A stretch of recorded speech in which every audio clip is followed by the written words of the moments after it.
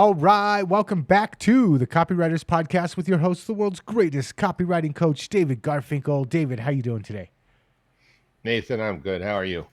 I'm good, and we have the return of a very special guest and an exciting topic that I'm interested in learning more about. So I'm going to play a fly on the wall and let you take it away. That sounds good. All right. Well, one way AI can save you from expending massive amounts of blood, sweat, and tears is a way that a lot of people really aren't using, at least not using very well. And that involves taking advantage of AI's incredible ability to analyze, find trends, and organize information. And hey, on the face of it, analyzing, finding trends, organizing information all sounds pretty boring and hardly applicable to what we do as copywriters and business owners. But today's returning champion, Cath Reohorn, has used her impressive imagination to come up with some incredibly smart, simple, and powerful ways to use AI that are very interesting and could be useful to you as well. You probably remember Cath because her podcast, her last visit here, we called it Selling Them with Kindness, got a lot of engagement and some really heartfelt comments from listeners. Cath's business is called Kind Copy. She lives in Wales, in the UK, and she is a true family business since it employs herself, her husband, her sister, and two other team members. And what's even more impressive, they grew with organic marketing to over £1 million a month before she ever ran an ad. So now, before we dig into Cath's innovations, let's listen to something that AI would never write. Copy is powerful. You're responsible for how you use what you hear on this podcast, and most of the time, common sense is all you need. But if you make extreme claims, and or if you're writing copy for offers in highly regulated industries like health, finance, and business opportunity, you may want to get a legal review after you write and before you start using your copy. My larger clients do this all the time. So, Cath, welcome back. It's good to see you. Thanks for having me on. So, I want you to share all of your techniques, but tell me, how did you start thinking about AI that led you to dive into it this way?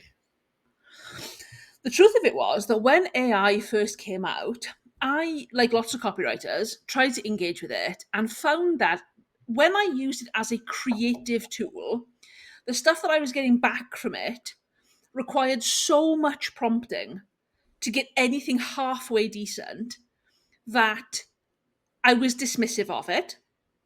I thought, this is crap.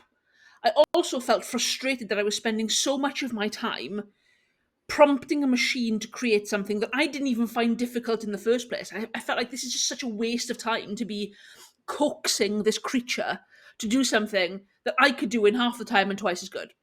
So Sure. I was dismissive of it, and I realized that what I actually felt was a little bit afraid of how rapidly all of my clients felt as though this was a genuine competitor to what we were doing.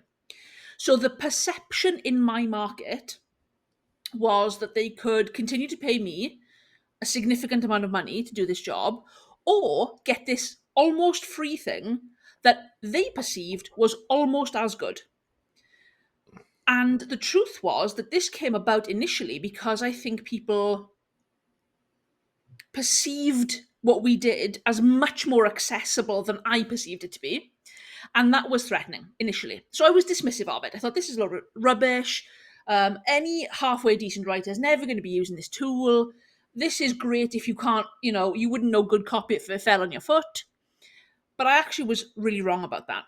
And what I realized was all of the time and effort I was pouring into prompting probably was a waste of time, in all honesty.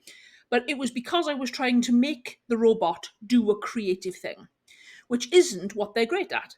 And instead, when I used it to assimilate a huge amount of my information, it was actually boss. It was so good at that. So rather than it give me the creativity and then I tidy it up, which seemed like the recommendation when it was first out. What I have found is if I can give it original content, voice notes, assets, transcripts are absolutely killer. Transcripts are awesome. Where I am actually giving it my own input and then telling it pull together ideas in whatever. There's so many combinations of ways that you can do this, but I give it the input and then use the AI the way it's, I mean, amazingly natural at assimilate, um, organize, look for patterns, find instances of those sorts of maybe more mechanical behaviors. It is absolutely killer at that. And then it becomes a really valuable thinking partner. Yeah, that's excellent. So let me unpack that. A lot of things there. I think a lot of people look, even to this day, they look at AI like that genie in the magic lamp. You just rub it and it creates whatever you want, even if you don't have a pretty clear picture of what you want. Of course, that's not true. I mean, every writer who tried it and was frustrated realized that's not true. The way I look at it is as a blank slate that can create, but it needs data and it needs guidance. But what you said is something it can do much more immediately. It can assimilate and organize and present stuff. I also think that as 2023, I think 2022, 2023, when ChatGPT 2.0 came out, and today we're living in very different worlds, but it still requires a lot more. It's like this. It's like if you already know how to write copy and you can learn how to use AI, you can use AI to really multiply your productivity, your creativity, your output. If you don't know how to write copy, AI is not going to save you. You still got to learn those because there are questions of judgment and there's, questions of experience and reference point. Anyway, this is way off topic of what we're talking about today, but I wanted to answer some of the questions that you implicitly raised because I thought they were really good. Yeah, it's an incredible tool. And I think one of the things, this is actually an ironic thing that I did more recently, is that I worked with an AI. I think it was ChatGPT I used for this, to say when there has been an innovative leap forward in technology, give me any examples where that has not been readily adopted. So we had Betamax. And other than that, we were struggling to come up with any sort of like leap forward in innovation where it wasn't adopted or adapted in some way. So, what I learned from that was the next time some technological advancement comes along, I'm going to stop resisting it as quickly as I humanly can because there are almost no instances where we don't have a big leap forward and we don't run with it as a species. So, that was my own ignorance and fear. I think that was holding me back, but it was helpful to see. Does this ever happen? Do we ever sort of take a step backwards and say no, thank you? And the answer is no, almost never. Well, that was an interesting exploration you did, and yeah, a really good point. I mean, to me, the question is, where are you on the adoption curve? Are you a visionary, early adopter, early majority? You cross the chasm. This is Jeff Moore's model of technology adoption, and he's a Silicon Valley business philosopher. Well, let's get down to what you're doing because that's what fascinates me so much. Transcripts. What do you do with transcripts, voice notes? Personally, I create a massive amount of content every single day. Voice notes with clients, podcasts that I do, YouTube transcripts that I have consumed, and other people's content, not necessarily mine, that I've watched and enjoyed, and I want to come back to. Maybe real content that I've assumed so I can assimilate a client voice.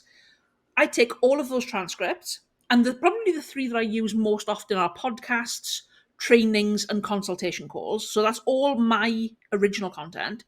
I download the transcript because I record them on otter.ai. And then I keep them on my desktop so that I have got a resource to come back to. One of the most valuable ways that I then go on to use that is say, take a transcript of a podcast I've been on, and the prompt is so basic. It's literally, what smart things did I say in this conversation that have got the most originality, that is a disruptive idea, that runs contrary to what common thinking is, that has got the most top, middle, and bottom of funnel appeal? Where have I presented a genuinely unique idea? Or maybe where have I presented an idea that I haven't talked about very much and needs to be examined? I recently gave my AI all of the podcast transcripts of public appearances that I have made this year, and I asked it to compare those with our brand mission statement. And I said, where am I inconsistent? Where have I said anything in public that isn't completely aligned with this mission statement? And I was relieved to find that doesn't exist anywhere. And if anything, you go further and deeper than you do in this written document. So using it as a barometer of, am I on brand? Am I continuing to show up in public on brand as a founder? That was a useful exercise recently. Oh, that's interesting, and that was courageous. I mean, you don't want the the AI flunking you for not being on brand, right? Absolutely. The using the AI as a comparative tool is actually super interesting. So one of the ways that I have found this valuable recently was, here's an article that I wrote. Please take a look at this and tell me where in this mishmash of ideas, how much of this content is genuinely my unique IP. So you'll find when you do this exercise, there are certain ideas that you come back to over and over again, certain common themes that you find yourself repeating. From our last conversation, it's things like, we won't twist the knife, those sort of like soundbite statements. Here's an article I wrote. Which of these are genuinely my unique ideas? And which of them have I sort of accidentally absorbed from other people and not properly credited? Because absolute pet hate of mine, where people have picked up a soundbite that they've heard from somewhere else, half absorbed it, and then not given proper credit to the author or the person who tweeted it or wherever, because that robs them of the opportunity to have that fantastic relationship. Like, that's how you and I started talking in the first place. Sure. So I heard this idea, I really resonate with this part of it, and I would go even further. What that allows you to do is to build on ideas and share ideas with other leaders in your space, which I think is incredibly valuable outside of an examination tool of your own ideas, but also in terms of meeting cool people and having high level conversations about stuff you care about. That's great. Um, so often I've used Otter AI too, and I actually like Descript better for transcripts now. But um, one of the things about a transcript is it's just, I mean, even if there's nice line spacing, it's just one long and endless stream of words. You've found ways to handle that with AI, yeah?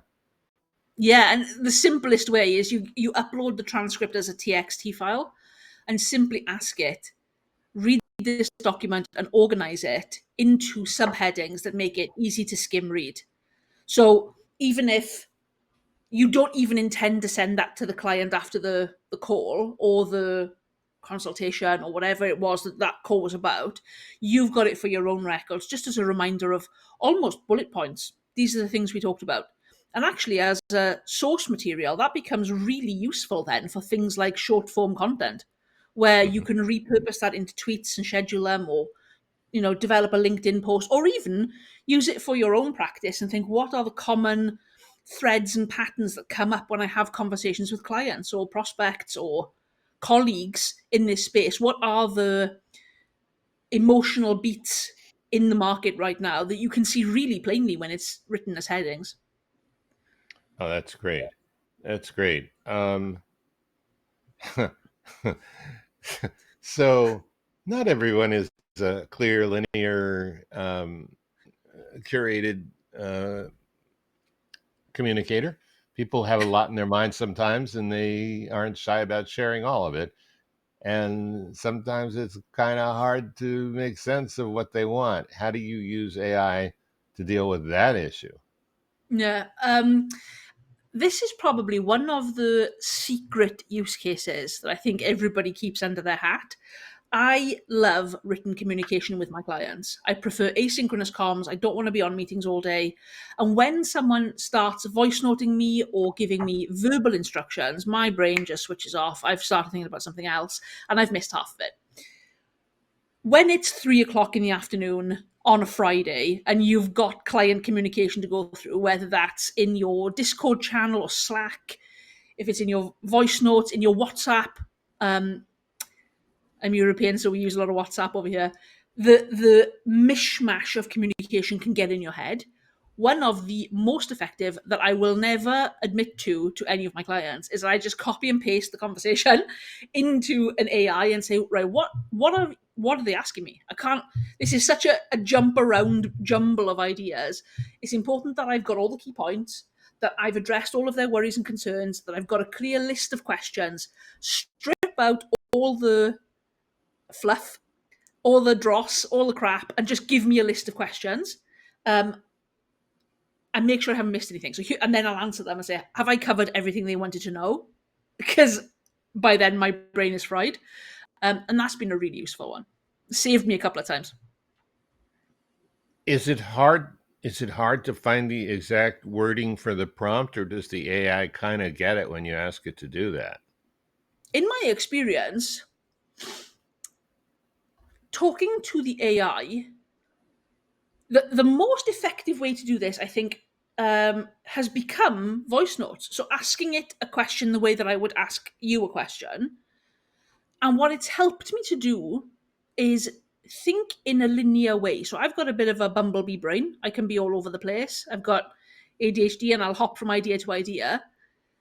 But I've got team members who are very process driven, particularly the non-writers. So the people who are in more technical roles, they love a sequential set of instructions, which is Right. almost impossible for me to do. I'm like, I don't know what the start and finish of this task is. I have no idea. If you ask me to do something, you give me a process. I'm like, disregard. I just tell me what the end result should be, and I will get there eventually. But I'll get there the way I want to get there. They love a process, and what's been amazing for me as a, this sounds gross, but like as a boss, it feels weird saying that. But like as a founder, when I communicate with my team, especially those people who are more process driven, it has helped me to think in a linear fashion because I talk to it like a little intern. So so because it's quite patient while you give it instructions, you can iterate on the instructions to it. And then it almost gives you the skill of thinking, right, what's the first thing they need to do when I speak to my team members? So that's human to human communication. But because you don't feel silly or foolish as a founder doing that with your team member, you can practice almost with an AI. And I have found that's been a useful sort of almost leadership skill that I've been, I'm very much learning to be a boss of a business. And it's been a really useful leadership skill for me to think this is the sequence of things that we do things in. So, have you tried? There's a. Of course, you can just dictate like voice notes into ChatGPT, but there's another one. It's the little curvy thing at the very right hand bottom of the context window where you can have a conversation with it. Oh And no, I've never tried that. oh, you got it. Oh, that is it is so robust. Hi there. Hey there, how's it going? What's on your mind today? So I'm here with Cath. Would you say hello to Cath, please? Of course. Hi, Kat. It's lovely to meet you. How are we doing today? Well, Hi, nice to meet you. she says hi. Nice to meet you. Um, and, you, I'm hearing her through my headphones. So she's over in Wales, and I'm in San Francisco. That's quite a distance, isn't it? It sure is. That's amazing that we can chat like this from so far away. Technology's pretty awesome, right?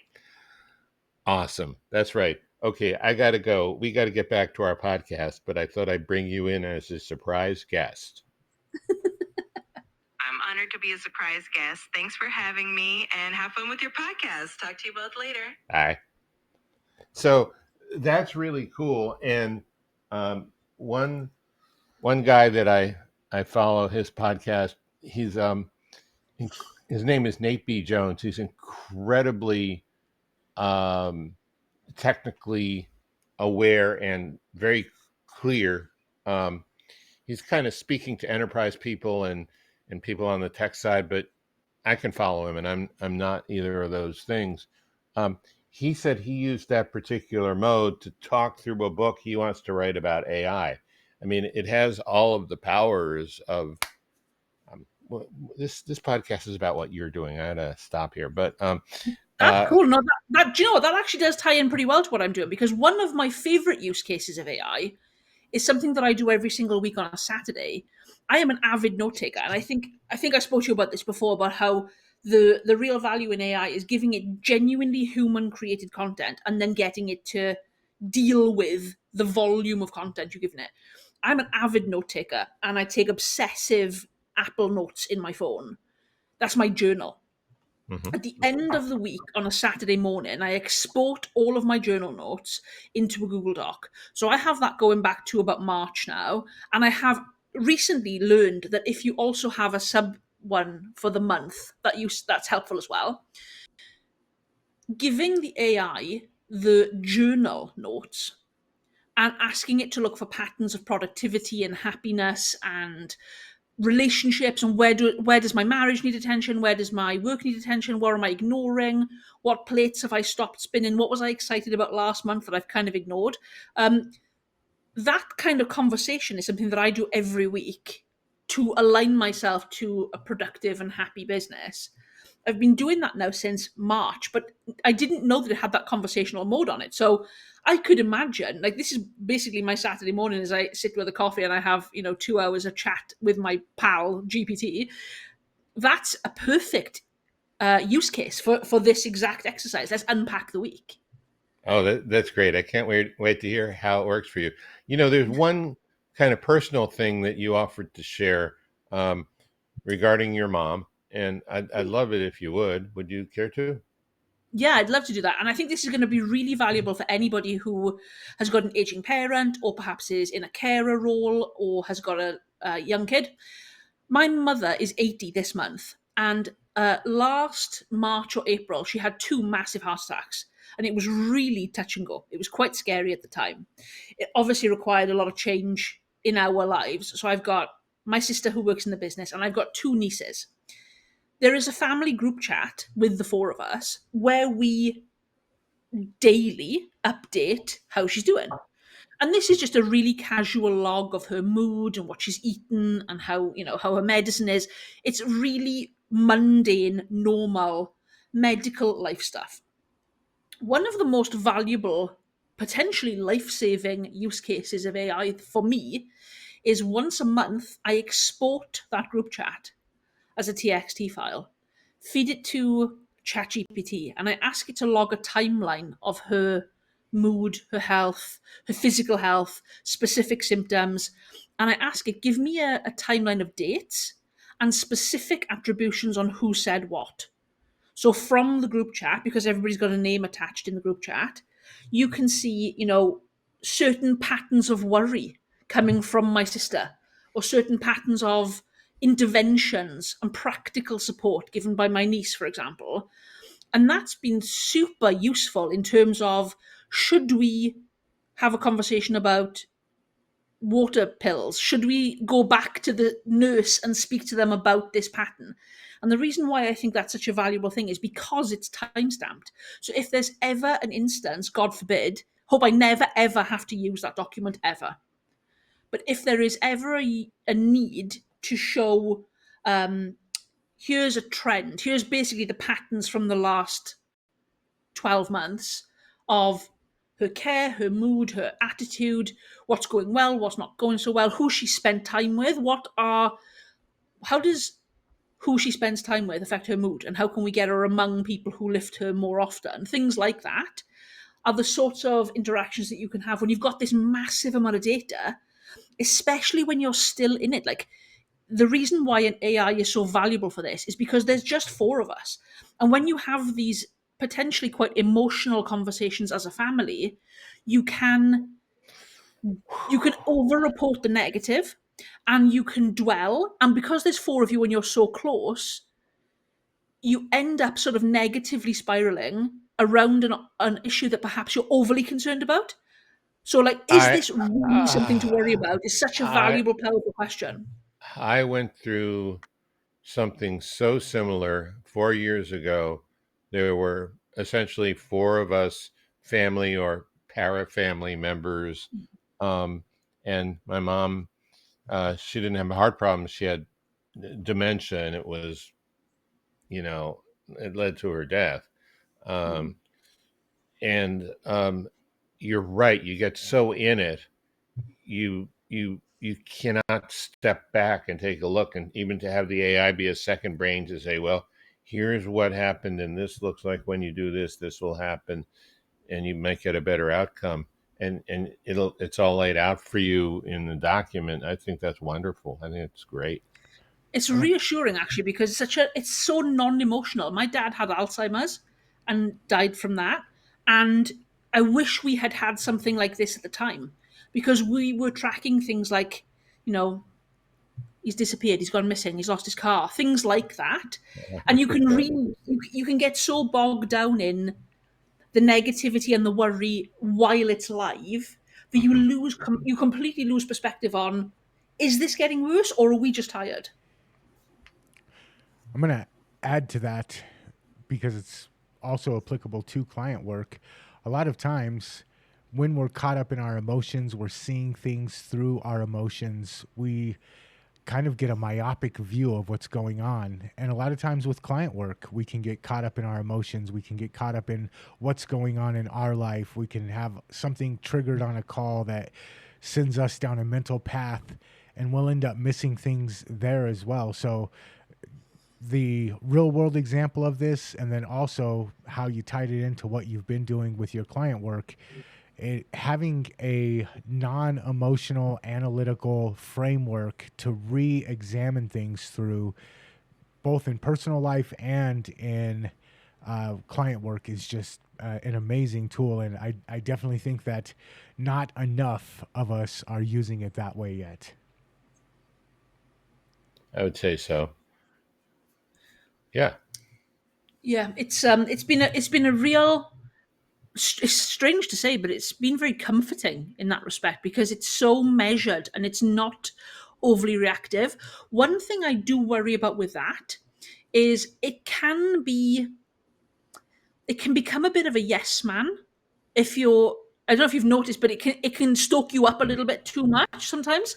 And I don't know, Nathan, if you've got any tips on how to train the thing to give me. I mean, I've told it, don't just ego stroke me. Tell me if tell me if I've dropped the ball. Tell me if it's me. Please do tell me.